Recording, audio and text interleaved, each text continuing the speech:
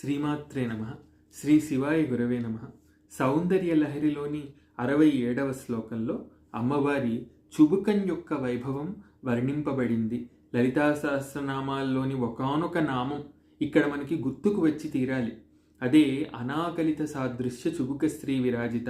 ఎలాగైతే వసిన్యాది వాగ్దేవతలు లలితా సహస్రాన్ని వల్లెవేస్తూ అమ్మా నీ చుబుకానికి ఉపమానాన్ని చెప్పలేకపోతున్నాం, అటువంటి నీ చుబుకానికి ఒక్క నమస్కారం మాత్రమే చేయగలుగుతున్నాం అని చేతులెత్తేశారో, అలాగే ఇక్కడ శంకరాచార్యుల వారు కూడా అమ్మా నీ చుబుక వైభవాన్ని ఏ వస్తువుతోనూ పోల్చలేకపోతున్నాను, ఉపమానరహితమైన నీ చుబుకాన్ని అలా చూస్తూ ఉండిపోతున్నానమ్మా, ఆ ధ్యానంలో నేను మునిగిపోతున్నానమ్మా అని ఆయన కూడా నిశ్చేష్టితులు అవుతున్నారన్నమాట. ఈ శ్లోకంలో ప్రత్యేకంగా పార్వతీ పరమేశ్వరుల నడుమ అంకురించిన ప్రణయానురాగం ప్రధాన ఇతివృత్తం.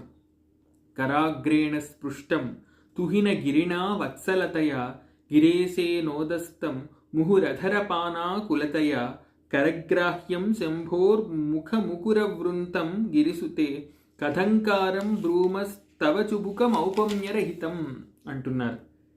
ఓ హిమగిరితనయ, తండ్రి అయిన హిమవంతుడిచే అమిత వాత్సల్యంతో ముని వేళ్లతో పునకబడినది, అలాగే కైలాసపతి చేత ప్రేమ చేత మాటిమాటికి తొట్రుపడుతూ పైకెత్తబడినది.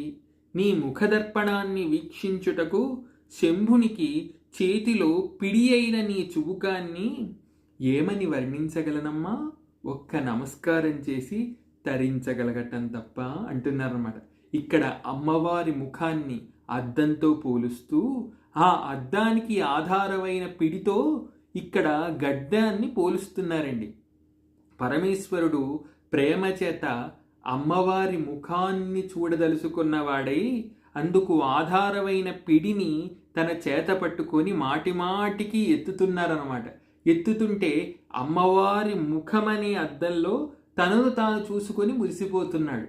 అంటే అమ్మవారి ముఖంలో తనను తాను చూసుకుంటున్నాడంటే అమ్మవారిలో నిండి ఉన్న తత్వం ఏమిటి? శివతత్వమే. అంటే అటు అమ్మలో నిండి ఉన్నది శివుడు, ఇటు అయ్యలో నిండి ఉన్నది అమ్మ. అమ్మ అయ్యలకు భేదం అనేదే లేదు. అమ్మయ్యలు ఇద్దరు అభేదతత్వం కలిగిన వారు. ఇద్దరినీ వేరు చేసి ఎన్నడూ చూడలేము. ఒకరు సూర్యుడైతే ఒకరు కిరణం, ఒకరు చంద్రుడైతే ఒకరు వెన్నెల. అటువంటిది అమ్మయ్యల తత్వం. అటువంటి అమ్మయ్యల తత్వాన్ని మనసారా తలుసుకుంటుంటే హమ్మయ్య అనక మానం.